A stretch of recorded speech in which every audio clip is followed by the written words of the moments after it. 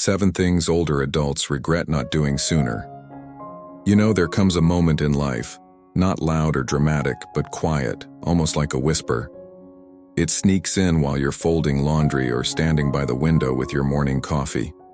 Maybe it arrives in a hospital waiting room, or maybe it visits after everyone's gone home and the silence feels heavier than usual. In that moment, a thought floats up that you didn't invite, but now you can't ignore. I wish I had done that sooner. It's not always about something big. Sometimes it's just a conversation you kept putting off, a vacation you thought you'd always have time for, a journal left blank, a walk you never took, a hug you didn't give. We don't talk enough about those quiet regrets, not the flashy ones, the ones that break headlines or tear apart lives, but the soft, persistent kind, the ones that gently tug at your sleeve in your 60s, your 70s, your 80s, whispering, "Why did you wait?" You see, aging doesn't just give you gray hair or sore knees, it sharpens your clarity. Suddenly, what used to seem urgent doesn't matter much. The job titles, the missed calls, the overflowing inbox all fade. And what remains? The things you didn't do, the time you thought you had, the love you meant to share but didn't. These things settle in your bones, not as punishment, but as lessons. Lessons that, if spoken out loud, might just change someone else's life before it's too late. That's why we're here today. Not to wallow in regret, but to listen, to learn, to take seriously the wisdom of those who've lived long enough to know what really mattered and what didn't. This isn't about making anyone feel guilty for what they didn't do. It's about opening a door, about reminding you that it's not too late to begin. Because the truth is, some things, once realized, become powerful exactly because they were once missed. So lean in for a while. This isn't just a list. It's a conversation with the future version of yourself. The one who will thank you for listening now. The one who, one day, will look back and say, "I'm so glad I didn't wait any longer." Let's talk about the 7 things older adults most often wish they had done sooner, and how today, right now, you still have time to choose differently. You probably heard it your whole life. Health is wealth. But for many older adults, that phrase doesn't hit home until the body starts to slow down, until something breaks or hurts or won't quite work the way it used to. That's when it becomes clear. No achievement, no paycheck, no title ever meant as much as being able to simply walk without pain, sleep through the night, or breathe without struggle. And yet, so many people spent decades trading their health for hustle. It starts early. You stay up late, sacrifice sleep, live on caffeine, and skip doctor's appointments because you're too busy. You eat on the go, grab what's convenient, and think, "I'll get serious about my health later when I have more time." But later doesn't send you a warning. Later just arrives one day and asks you to sit down because your knees won't cooperate anymore, or your heart needs medication, or your sugar levels say they've had enough. Ask someone in their 70s what they would have done differently, and you'll often hear the same thing. "I should have taken better care of myself." And they don't just mean avoiding disease.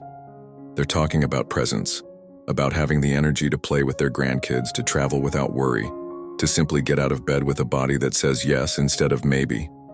They regret ignoring the little signs, the stress they thought they could push through, the weight gain they chalked up to aging, the fatigue they assumed was just part of life. You can't hustle your way out of poor health. You can't climb high enough on the corporate ladder to buy back your knees, your sleep, your peace of mind. Those things are built slowly, gently, over years of small decisions. The walk you take instead of skipping it, the glass of water instead of another, soda, the checkup you don't cancel this time. This isn't about guilt. It's about grace. It's about realizing even now that it's not too late to choose differently.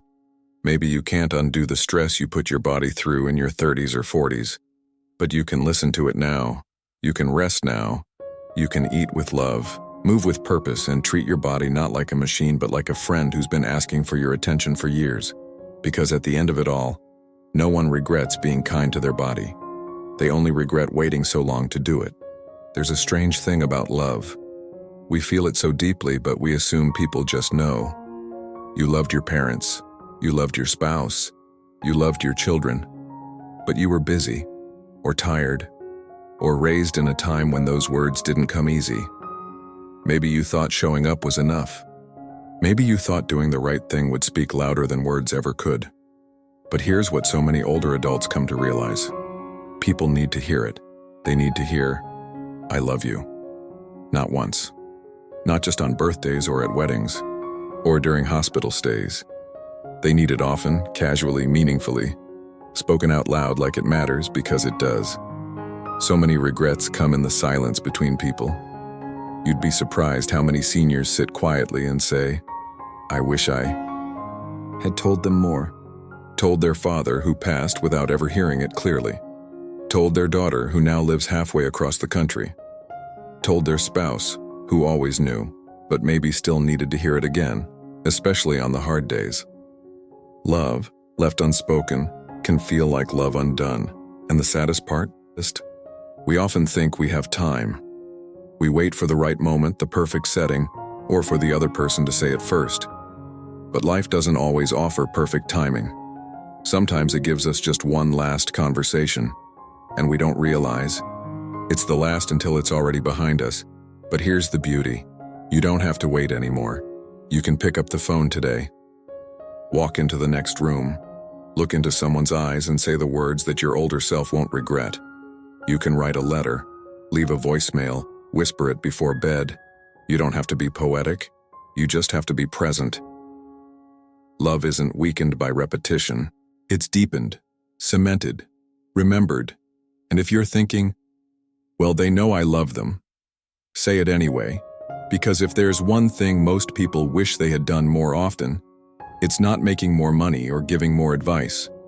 It's telling the people they love that they did, in fact, love them, loudly, clearly, and without waiting until it was too late. Because when the words are spoken, regret has no place to grow. One of the hardest truths people face later in life is realizing that time is a currency they can't earn back. And that applies not just to moments, but to money too. Talk to enough older adults, and you'll hear it. I wish I had started saving sooner. Not because they all wanted to be rich, but because they wanted freedom. Freedom from anxiety, freedom from depending on others, freedom to say yes to life without worrying about what was in their bank account. You see, when you're young, saving money feels like a punishment. It feels like you're denying yourself something fun or useful in the present for a future that seems too far away to matter. And so we delay. We tell ourselves we'll start once we get the raise, once the kids are in school, once the car's paid off. We think we'll have more room to save later. But most people don't realize it's not about how much you save, it's about how early you start. Because saving and investing is a game of patience. The earlier you start, the less pressure you have later. The sooner you put even a small amount aside, the more quietly and powerfully it grows behind the scenes.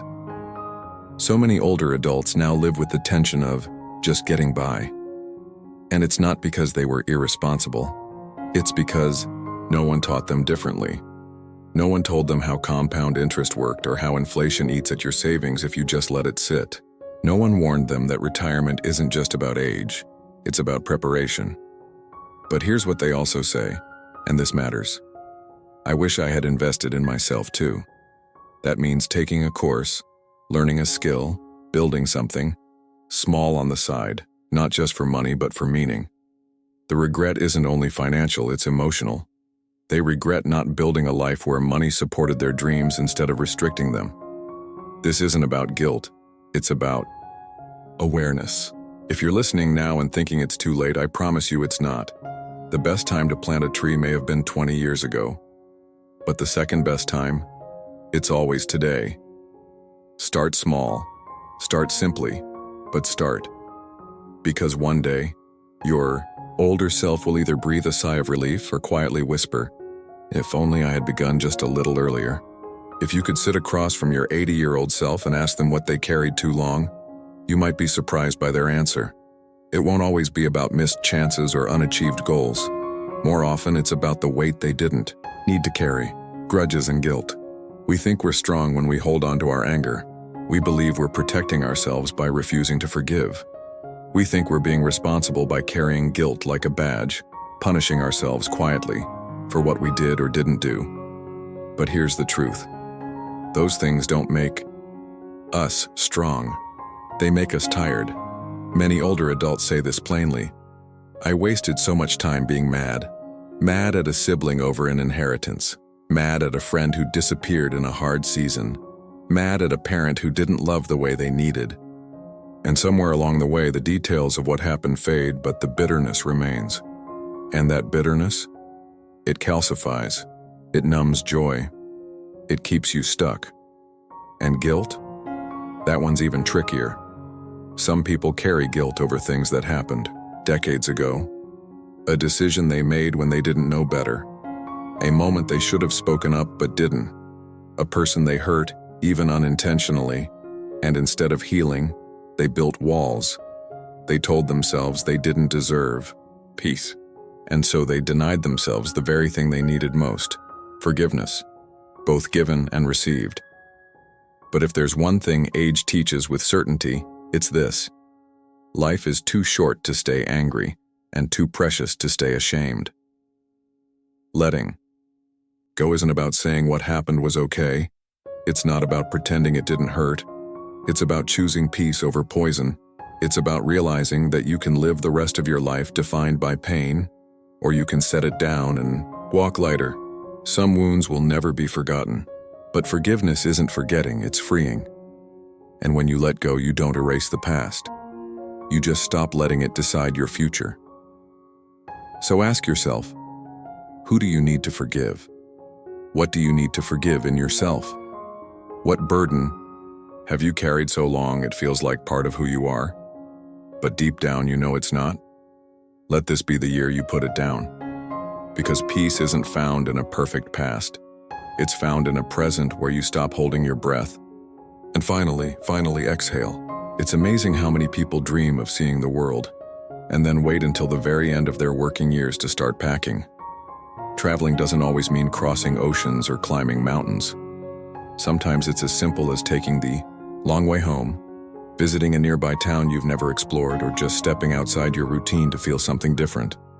But far too often, people put it off, waiting for the perfect time, the perfect amount of money, or the perfect phase of life. And then one day their knees ache too much, their energy has faded, or the person they wanted to travel with is no longer here. Many older adults will tell you, I thought I had more time to see the world. What they regret isn't just the lack of stamps in their passport, it's the lack of stories, the laughter shared over unfamiliar meals, the awe of seeing something with your own eyes instead of on a screen, the joy of stepping into a space that reminds you just how big and beautiful life really is. And no, traveling isn't always easy. Life gets expensive. Responsibilities are real. But the truth is, most people didn't need to go far. They just needed to say yes more often. To the invitation, to the weekend getaway, to the road trip that felt a little inconvenient but promised a memory they'd treasure forever. They wish they had taken the trip before the diagnosis. Before the hip surgery. Before the kids moved far away or the energy to walk long distances quietly left. Because travel isn't just about the destination. It's about movement.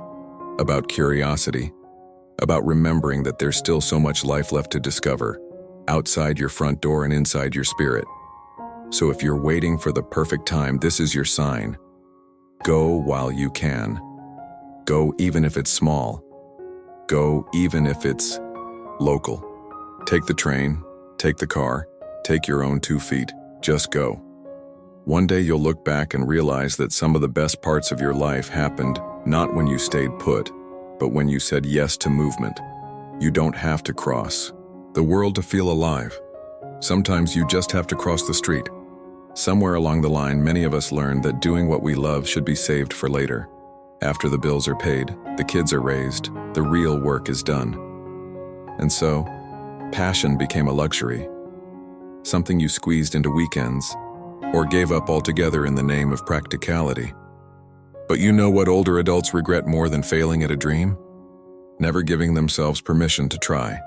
The man who always wanted to learn to play guitar but thought he was too old to start. The woman who loved painting in her 20s but gave it up when she got married. The quiet soul who wanted to write stories but kept them in a notebook that no one ever read. They all say the same thing now. I wish I hadn't waited until I thought it was allowed. Pursuing your passion doesn't mean you have to turn it into a job. It doesn't have to make money. It just has to make you feel like you. Because when you create, when you build, when you follow the thing that stirs your heart, you come alive in a way that no paycheck ever could. And here's something you might not expect.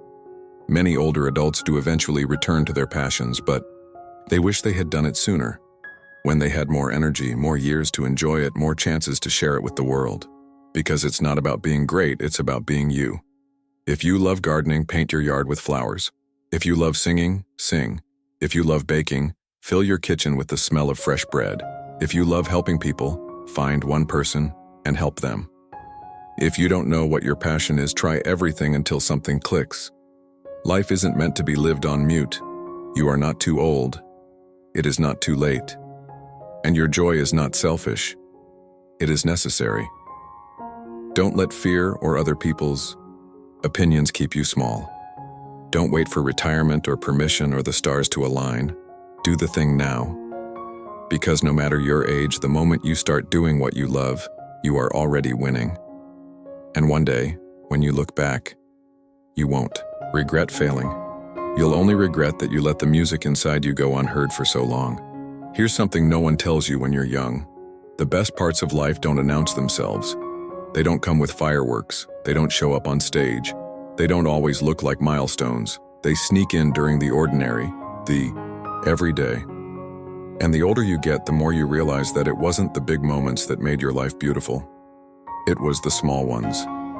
It was the slow walk around the block just to see the sunset. The way your child reached for your hand without thinking. The coffee you shared with your spouse on a quiet Sunday morning. The laugh that came out of nowhere when you really needed it. The meal you made that didn't turn out perfect, but still filled the room with warmth. So many older adults say this with a kind of wistful ache. I wish I had slowed down. I wish I had paid more attention to the little things. They remember rushing to get through dinner, through work, through bedtime, through holidays, always thinking that the real life was just around the corner. But real life was right there, happening while they were distracted. And you know what? Those small moments didn't need to be perfect. They just needed you to be present, fully there, eyes up, heart open, not checking your phone or going through a mental to-do list or waiting for the next big thing. Presence isn't about time, it's about attention. And that's the thing many realize too late, that the greatest gift they could have given to themselves and the people they love was their undivided attention. Not money, not advice, not a spotless house or a perfect plan, just being there. So let this be a gentle wake-up call. You don't have to make every moment magical. You just have to show up for it.